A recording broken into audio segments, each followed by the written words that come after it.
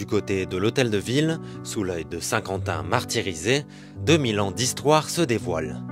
À travers la visite, les touristes découvrent une cité carrefour qui a prospéré grâce à sa position stratégique depuis le Moyen-Âge jusqu'aux usines de la révolution industrielle.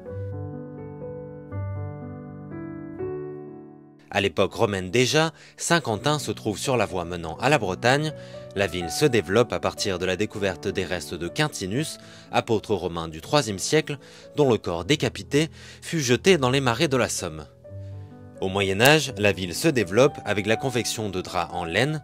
Au carrefour des Flandres, de l'Angleterre, la Champagne et de Paris, Saint-Quentin est idéalement situé pour le commerce. Sur cette barrière, une entaille indique toujours la longueur de l'aune de Saint-Quentin. La ville rayonne, la population augmente jusqu'à 15 000 habitants.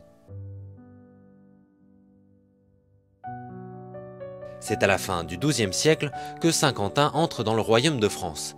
Éléonore, dernière comtesse du Vermandois, cède la ville au roi Philippe Auguste. La tradition du textile se perpétue pendant l'ère industrielle. Au XVIIIe et XIXe siècle, les filatures de coton apparaissent, ainsi que les usines de tissage, de broderie et les tisserands. Le canal de Saint-Quentin, le plus grand de France avant le canal de l'Escaut, est creusé. Vient ensuite la ligne ferroviaire qui raccourcit la distance vers Paris.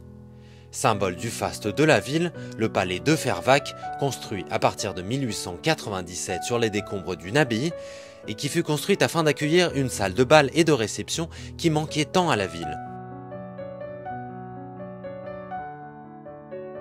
Pendant la Première Guerre mondiale, la ville est rapidement prise par les Allemands, la basilique est détruite, tout comme 80% de la ville.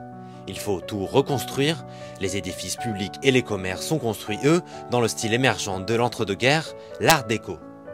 Mais ce n'est pas tout, on en profite pour agrandir les rues afin de les rendre plus compatibles avec un commerce florissant. L'activité décroît au tournant des années 70 avec le poids pesant de la mondialisation et de la concurrence étrangère.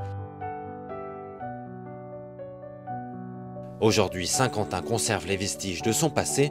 Les fouilles de la basilique, qui s'étendent jusqu'en 2023, ont permis de découvrir des ossements datant de l'époque mérovingienne. La ville n'a pas encore dévoilé tous ses secrets.